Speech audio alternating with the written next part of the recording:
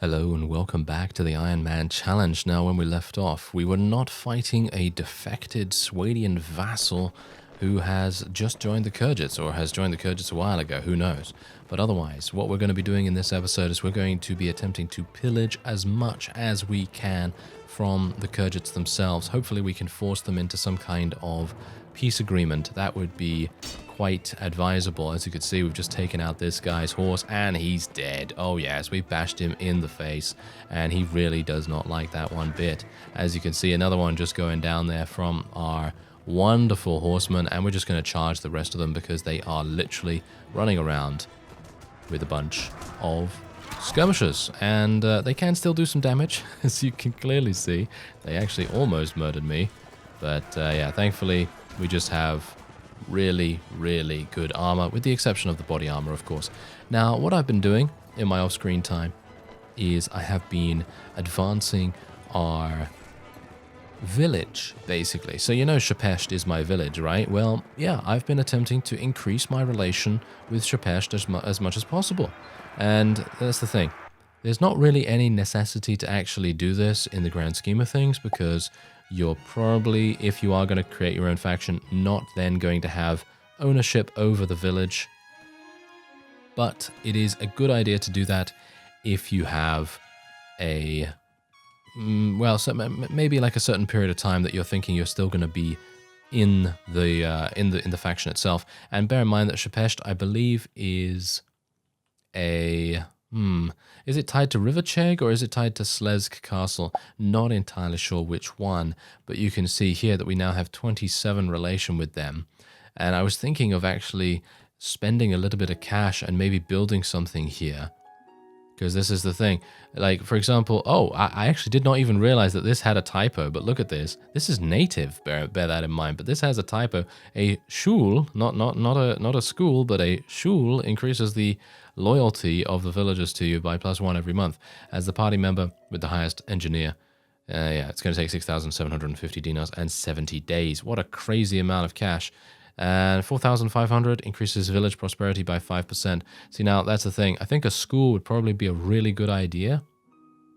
But the problem is, am I still going to have access to this? Maybe. Let's do it. All right, so I've got 11,000. I wish I had 11,000. I've got 1,100 now, or just about 1,000. And we are going to be attempting to do a little bit of something here. Now, I would like to maybe fight some Sea Raiders, but I don't think that's really necessary at this time. And what we're going to do is we're hopefully going to find a ransom broker in here if we can. Yeah, that doesn't seem to be the case. So we'll just instead go here, sell the... I'm just going to sell the Huskarl's round shield, because I can probably get it somewhere else, you know, and a better one somewhere. So we'll just do that. We'll just buy a little bit of food as well, and technically what I could do is I could speak to Boyar Mariga, and I could probably do that Sea Raider landing quest, but I don't see the necessity for it. So what we're going to do instead is we're just going to walk along here. I've got to be a bit careful because, of course, we are still technically at war with the Nords, but hopefully at some point the Vaegirs will decide to join me in that vendetta, and we will try to get a little bit of something happening there. Otherwise, I'm just going to sell this raw silk, going to buy the salt. I'm still thinking maybe I should just sell the iron. Someone actually told me that I might be able to place my iron in my chest in my town. I've never actually done this before, because every single time I've attempted to save items in a chest like this, I have always regretted it because the chest refreshed and then it lost me all of my items, basically. So if that indeed happens again, then that's kind of unfortunate, because we lose 3 weeks of increased wages right here, and that would be, it's going to be kind of tough to deal with. But you know, I'm gonna trust that you know what you're talking about, because I've never used a chest before, as I say. So if it indeed does bite me, then, well, that's just how it's going to have to be. Otherwise, the Vaegirs are having some bad problems here at the moment. As you can see, they've been taken prisoner by the Khergit Khanate, because I think they actually attempted to take Dirim, or something along those lines, and that's definitely not a good idea. That is not a good idea. We've seen that Dirim has such a huge amount of units in there that it is very risky indeed. Now, I am, as I say, going to try and launch a couple of pillagings against The Khergits, oh, it seems like the Nords have taken Praven. There you go. The Nords have taken Praven. Actually, speaking of taking Praven, they've just taken that, haven't they? Are you thinking what I'm thinking? You might be. You might be. All right. Oh, hello. Huh. Well, this is kind of interesting, isn't it? Okay, so we have a couple of Khergit vassals that are really wanting to attack me right now. Let me just see here real quick. Okay, so I don't have that much money, but we could theoretically do quite well here. Maybe we could? Let's have a quick look and see exactly what's going on. Maybe we'll be able to catch them. It's highly unlikely, yeah. They're just going to run into the garrison there, or they're going to draw someone out to attack me. Yeah, look at that. That is slightly problematic, isn't it? Alright, so I was a little bit interrupted there, my apologies, but as you can see, we have been intercepted by this Khergit vassal. Now, thankfully, I don't know whether you noticed, but thankfully, we are not going to be ganged up on here. We have him by himself in a combat engagement. Now, this is just fantastic, because I actually thought that I was going to be intercepted by both of them, and that would have meant that I would be in a battle against 160 units, and that would be really bad. So what we're going to do is we're just going to tell everyone to charge in, with the exception of the archers. Going to tell the archers to come over here. Obviously, we've got to act pretty quickly to eliminate the Khergits as much as we can, because let's face it, they're going to be very fast on the draw. They are literally just going to, well, just charge straight at you really quickly.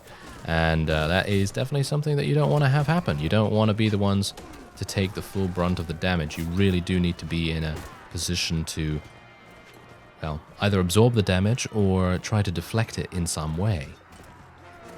So generally, it's going to be a good idea to put your infantry out in the front if you have a mixed force like I do. But sometimes you just don't have the opportunity to do that. Sometimes you really just need to act as soon as possible. And in that case, you're just going to need to send whoever is the fastest unit to protect your archers, pretty much. Which is somewhat unfortunate most of the time, because I really don't want to send my cavalry in such a reckless manner. But, you know, some of the time that's just what you're going to have to do to prevent the maximum amount of deaths that could potentially happen. But of course, you know, everyone has a different style of playing Warband, which is actually a pretty cool thing about the game. Every single person has a different preference to what they are going to want to do in a particular battle. So some people will be turtles, you know, they will just wait for the enemy to make their move. Some people are going to be extremely aggressive, they're just going to charge straight on in. Other people are going to be in between those two extremes. And that's the beauty of it, you know, that's the beauty of games, because in general, every single person is going to play a game differently, which is pretty amazing. Because of course, if you think about other media, you know, if you think about things like a movie or a book or something like that, anyone that watches a movie, let's say you're watching, I don't know, Star Wars Revenge of the Sith or something, I don't know. I just continually think of that because of, I have the high ground, Anakin, and so on and so forth, you know. Anyway, basically, if you're watching that, it's the same thing every single time, no matter what, and no matter who watches it. But games are very different, because of course, they change every single time, you know. Someone's going to play with the Khergits, someone's going to play with the Nords, and then they're going to have different ways of playing. If two people choose Nords, they're still going to have different ways of playing. Pretty amazing. I like that quite a bit about games. Anyway, this guy does not have a good personality, so we're going to be taking him prisoner. Yes, that is what we're going to be doing. And now that we have an additional 5 spaces, that's still not actually helping us out that much, which is unfortunate. But yeah, it is. Well, you saw my documentation on the prisoner management skill and on persuasion a little bit in the previous episode about taking people prisoner. And it seems like persuasion might have a small passive benefit to taking prisoners in general. So that is definitely going to be something that we have to think about in the future, where, you know, maybe we need to level up our persuasion a little bit, you know? Maybe we need to do that. But we'll see how it goes. Usually I'm not a big fan of leveling up persuasion, because I'd rather just level up relation with lords if I can get them to join me. But you know, some people prefer to level up persuasion, but that's the whole point. Again, it's all about player choice, all about player preferences. And in general, there are better and more efficient ways to do things, and there are, of course, more inefficient ways to do things. But again, it really depends on what you find the most fun.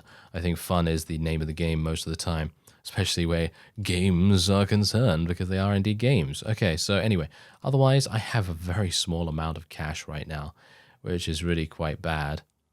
Am I faster than this guy? Just about, actually. Just about. I'm actually kind of surprised that he is so fast, but I guess that is because he has so many cavalry. That does make a big difference to your speed on the world map. Oh well, never mind. Okay, so yeah, as I said, I was actually going to go down and take a look at Praven. Maybe we can take it. I think that would be kind of cool. We're going to just sell a couple of things here. I'm actually going to sell this charger. Yeah, I'll sell the charger horse, and I will sell this salt here, because I was actually planning on selling it at Sargoth when it actually, you know, stopped being aggressive to us, but that might take some time. So we're just going to instead sell everything else that we can here, and I will buy some iron as well to kind of stock it up as much as we can in the chest at Wurchek. But as it stands, I have some prisoners. Did I check? I didn't check the tavern, did I? No, there isn't. Can you teach me? Yes, there we go. Fantastic. So this Skuld we have not talked to beforehand about prisoners, so it's fantastic that he's allowing us to now. And yeah, now this is a bit of a problem. Not entirely sure how I'm supposed to get there. I'm hopeful that I will be able to go into Suno and... Oh, the Saranids are declaring war against the Rodox.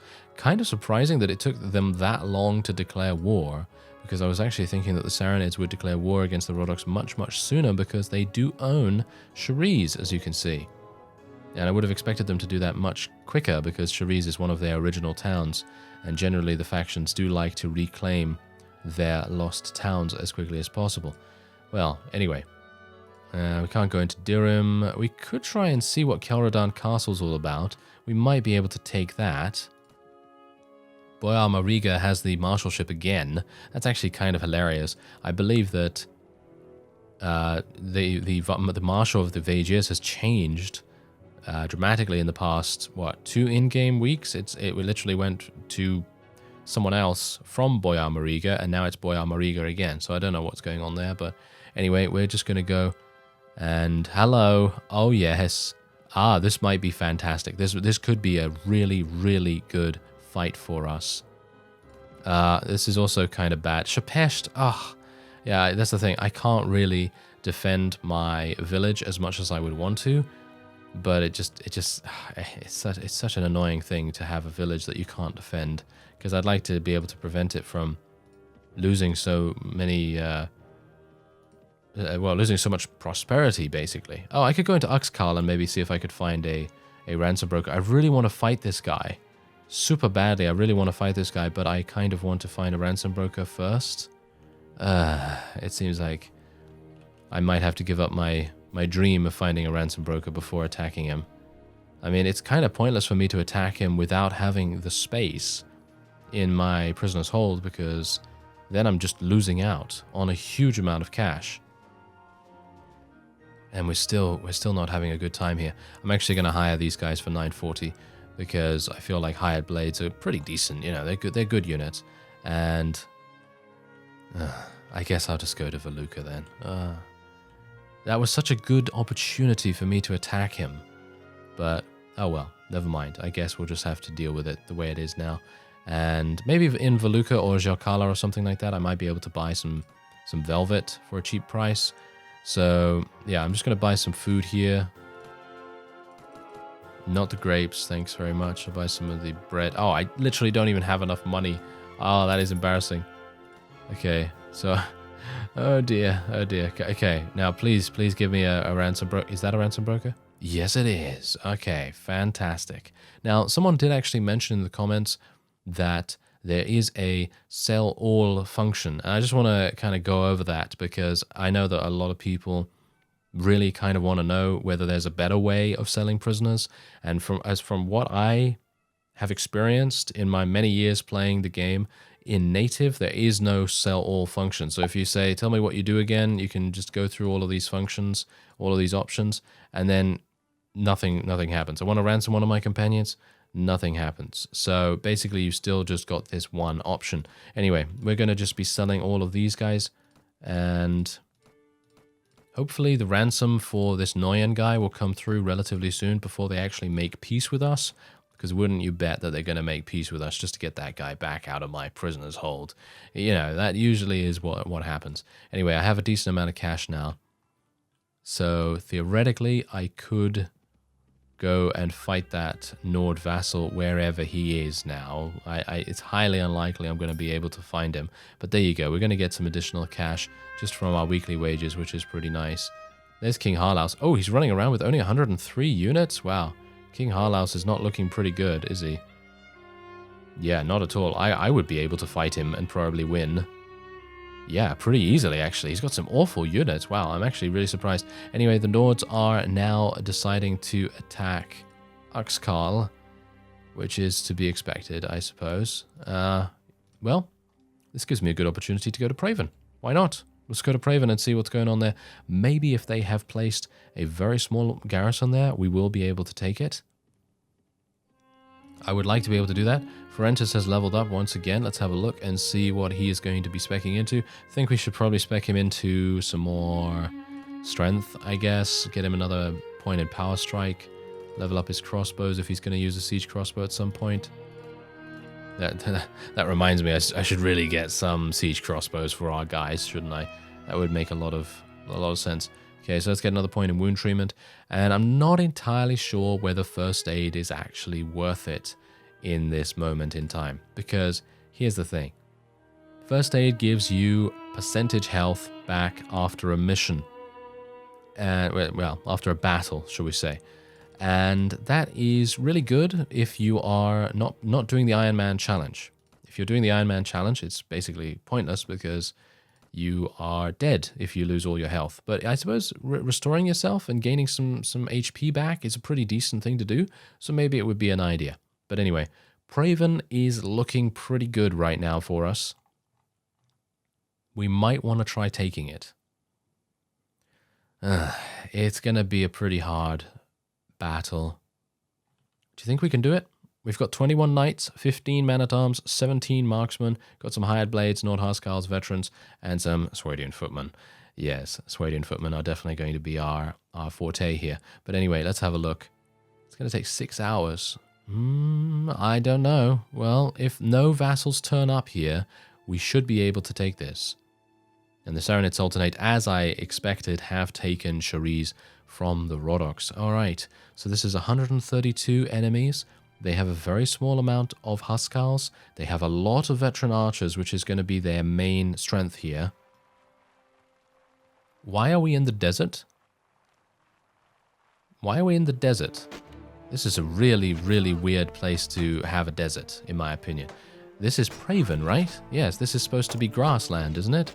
Okay, that's kind of weird. It looks like a Saranid castle now, kind of. Or maybe it's, you know, located in Saranid lands.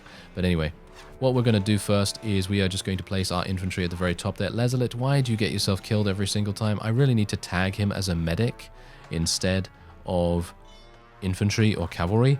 Because if I tag him as a medic, then I can more accurately command him about where he's going to go. Because he is our medic, you know? He is our healer. So him dying in these foolish ways is really quite detrimental to our ability to keep our people alive. But I'm hopeful that the skills that he brings to the table will still be in effect even if he is eliminated. Because technically his status from being tagged as alive is still active. So technically we shouldn't have to worry too much about it. Now I am going to... Okay.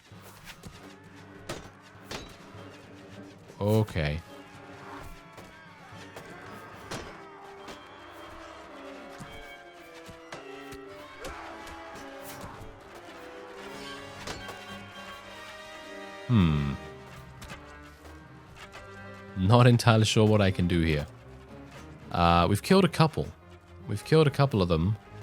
I'm going to just have a look-see here. We've killed 11. And we've lost... Oh, no. We've lost 11. Or, well, 12 now. But we've killed 13. And the enemy has 59. We have 51. Technically, we could do this. Okay, so we're going to try this, okay? This is going to be a pretty risky maneuver because I am injured. And, yeah, it's possibly a huge mistake. If I die here, then remember me as being a very brave but foolish individual. So let's see whether I can actually do this. Because here's the thing. These Nord veterans... Ooh. Are you serious right now?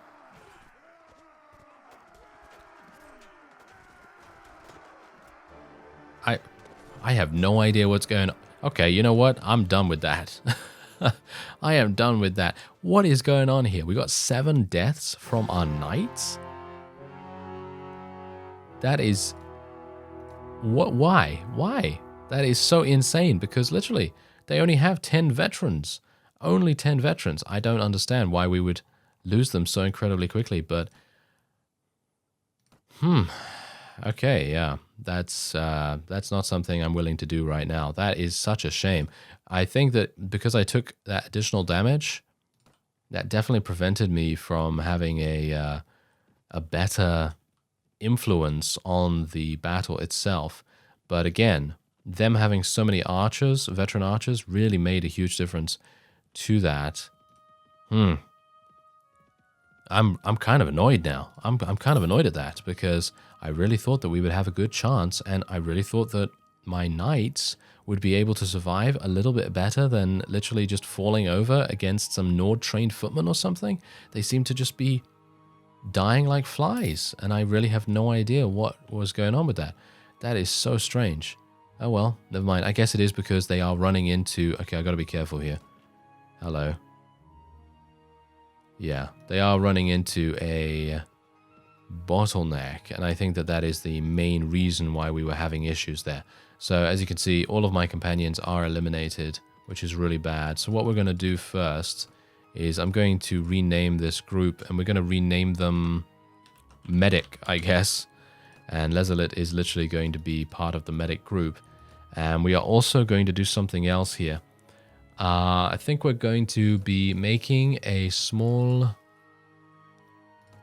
We'll make a small contingent called bodyguards, and they're going to come with me in every single battle. So I'm just going to tell them to follow me. And technically, this is a good idea, but on the other hand, I don't know whether it really is, because in many ways, they're not really going to be that effective. These units are not going to be that effective just following me and all that stuff. So I don't know how it's going to go, but we'll see. We'll see. Maybe we'll be surprised by how effective they can actually do things. As you can see, though, Uxkhal has been taken by the Nords. Speaking of Uxkhal, maybe we want to attack that. And is he going to go into Kelradan Castle? Yes, he is. You bastard. He managed to escape. Okay, hello. Jarl Harold. He has 12 Huskars. And my people are still wanting to restore themselves, so this is pretty bad. Can he actually catch us? No. Okay, so he can't catch us. That's fine. All right, so Uxkhal is going to be my next target, potential target. We're going to take a look at it and see whether there is a good garrison there or not. 194. Wow. They really know what to do, don't they? They really do. They really know how to garrison their things. Wurcheg is kind of a weird, shall we say, anomaly in the whole thing, because I was able to take that with only, what, 37 or something? Only 37 enemy units? And now all of a sudden every single garrison is being stationed by, like, what? I don't know. Almost 150 units every single time, which is kind of crazy. Oh well, never mind. I guess we can just continue doing what we're doing and just trying to pick off a couple of vassals here or there. I would like to try and fight some of them once my companions are back on their feet, of course. Let's see if I can maybe find one, because I think my companions are back up. Aha! Hello there. Never mind. I was like, aha, yes, let me see if I can attack him. No, he's running way back into there. Ah, hello there. You are going to get killed, sir. He's traveling to Sargoth. He's way too fast for me anyway. Oh, hello, hello. There's actually a lot of you. There's actually a lot of you that are looking pretty weak right now. And they are running into Kurin Castle. Of course they are. Okay, maybe you know what I'm gonna do? Oh, yeah. Now I'm in trouble. Now I'm in a lot. They should have actually attacked me right here. If they had attacked me, they would have gotten me into a battle with Jarl Galad as well, and that actually would have made a whole bunch of sense for them. But as it stands, that's not how it is. Why is King Yaraglek giving Boyar Mariga the marshalship every 2 days now or something? I have no idea. But there's some weird stuff going on there. Alright, well, it seems like most of the vassals that we would be able to... hello. Okay. Shall we fight this guy? He's going to be hard, you know. He's going to be difficult for us to eliminate. I don't know whether we can do it. Let's do it. Why not? Let's try it. Okay, so he doesn't like us already, which is absolutely fine. Okay, so 76 versus 91. He has Nord units, or he should, being called Olaf. So we should be able to get a pretty nice little thing going on here. We're going to have our bodyguards follow me, as well as our cavalry and everything. And then our medic is going to stand all the way in the back. Yes, Lezelit, go all the way to the back, please. And we'll see if my archers are going to be able to soften up the enemy a little bit. But we're going to do something a little bit different than what I usually do. And we're going to try and bait the enemy into attacking our infantry. And then once our infantry has fully engaged, or at least about to be engaged, we're going to try and time it so that our cavalry hit the enemy at exactly the same time. So that we have that, shall we say, morale-defeating bonus, which generally is a bit of a passive thing. As far as I'm aware, it doesn't really... I don't think it is really a big deal in native Warband, but I know it does happen in a bunch of mods, so I don't know whether that's a mod thing implementing it. But basically, if you are really, really powerful with your initial attack, the enemies will become, well... they will become demoralized, and then you will be able to have a much better time of things. So we'll see if that actually happens here. Don't really want to charge uphill, if at all possible, but I guess we're going to have to do that. So let's do it. Let's charge. Everyone charge in. Going to keep my bodyguards with me, and we're going to see if we can maybe take a couple of these guys prisoner in the meantime, too. Got to be careful here as well. Oh, yeah, almost died. Almost. Okay, just kill these Nord warriors, please. Okay, that... yep. The archers, they're focusing me a little bit. Yep, okay. We've got to take them down. We've got to take them down.